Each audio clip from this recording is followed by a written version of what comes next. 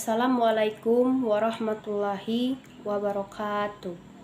Perkenalkan, nama saya Gia Olivia, Prodi Pendidikan Matematika dengan MVM 2084202023 semester 3 Prodi Pendidikan Matematika. Baiklah, di sini saya akan membahas tentang Muhammadiyah sebagai gerakan ekonomi. Muhammadiyah sebagai gerakan ekonomi, di mana Kiai Haji Ahmad Dahlan dalam menggerakkan kemuhammadiyaan telah memberikan teladan dengan menjalankan bisnis sekaligus berdakwah. Ini berarti dalam memahami Islam ala Ahmad Dahlan dapat diibaratkan dua sisi mata uang. Salah satu sisinya tidak berfungsi, maka tidak dapat dijadikan sebagai alat tukar karena dianggap tidak berharga. Begitu pula, jika ingin menjunjung tinggi agama Islam, kekuatan ekonomi perlu menjadi perhatian yang serius. Jadi, sumber kekuatan ekonomi Muhammadiyah itu melalui dakwah kepada anggota kemuhammadiyaan, simpatisan Muhammadiyah, dan warga yang ada pada amal usaha kemuhammadiyaan. Namun, di satu sisi lain, ia tidak terlepas dari sektor pembangunan ekonomi sebagai penopang kekokohan dakwahnya.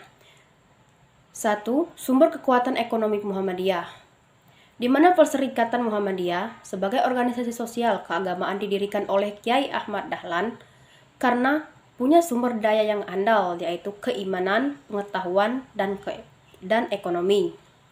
Pendiri kemuhammadiyaan sangat menyadari betapa pentingnya aspek ekonomi dalam suatu gerakan untuk mencapai cita-cita. Pada awal mulanya,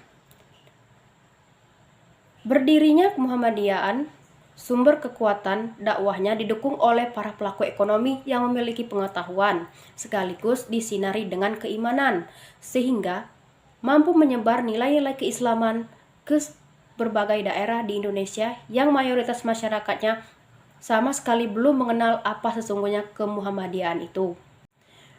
Dengan perkataan lain, masyarakat masih dominan meyakini kebiasaan yang sangat tradisional. Kekuatan ekonomi Muhammadiyah sekarang ini sungguh sangat luar biasa apabila dibandingkan dengan awal kehadiran Muhammadiyah yang sasaran dakwahnya serba disubsidi oleh para dermawan dan para pengurus.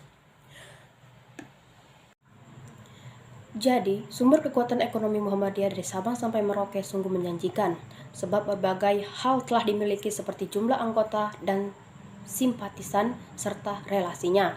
Muhammadiyah dapat menjadikan sebagai instrumen bisnis dalam posisi sebagai produsen dan konsumen atau lainnya. Amal usaha yang paling terkecil sekalipun pasti punya potensi nilai ekonomi yang dapat menjadi sebuah kekuatan bagi masyarakat Muhammadiyah atau perserikatan kemuhammadiyaan. 2. Muhammadiyah dan kelas menengah.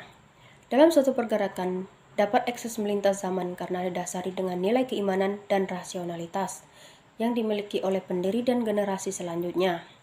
Kebesaran perserikatan Muhammadiyah akan terus maju dan berkembang karena kemampuan mempertahankan nilai-nilai yang selama ini menjadi dasar dalam berkreativitas.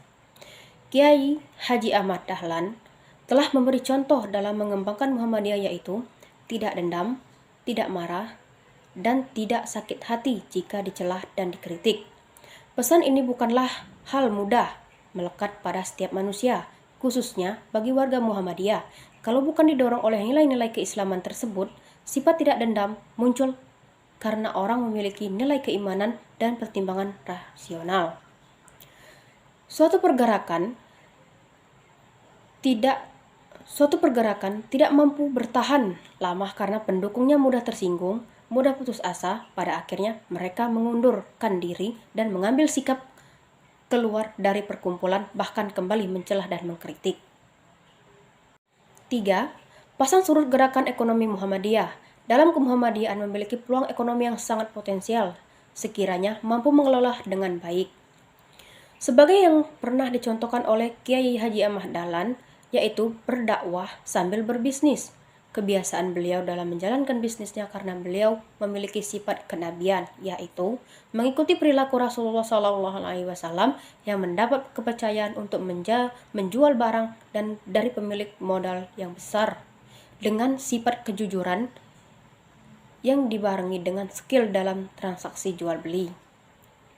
Upaya kemuhammadiyaan untuk menjalankan dakwah melalui gerakan ekonomi telah dilakukan dalam berbagai macam bentuk perekonomian, tetapi tidak semua berhasil sesuai dengan harapan. Hal ini disebabkan beberapa faktor, di antaranya: pertama, orang-orang yang terlibat di dalamnya kebanyakan sebagai penganjur atau pengamat ekonomi atau sebagai ahli retorika. 2. Muhammadiyah masih memiliki standar ganda tentang kepastian hukum batas-batas kebolehan dalam meraih keuntungan. 3. Hubungan kerjasama antar warga dan amal usaha Perserikatan Muhammadiyah belum menunjukkan kebersamaan yang maksimal dalam bentuk ta'awun. 4. Pengambilan kebijaksanaan dalam tubuh kemuhammadiyaan bentuk fokus secara maksimal dan tataran implementasi terhadap apa yang telah diputuskan kemuhammadiyaan. 5. Etos kerjasama atau etos kerja sebagian warga Muhammadiyah belum menunjukkan nilai-nilai seperti yang dicontohkan oleh para pendiri Muhammadiyah. Yang terakhir yaitu 6. Para pelaku bisnis Muhammadiyah di seluruh Indonesia belum bekerja sama dengan baik termasuk dalam sesama amal usaha.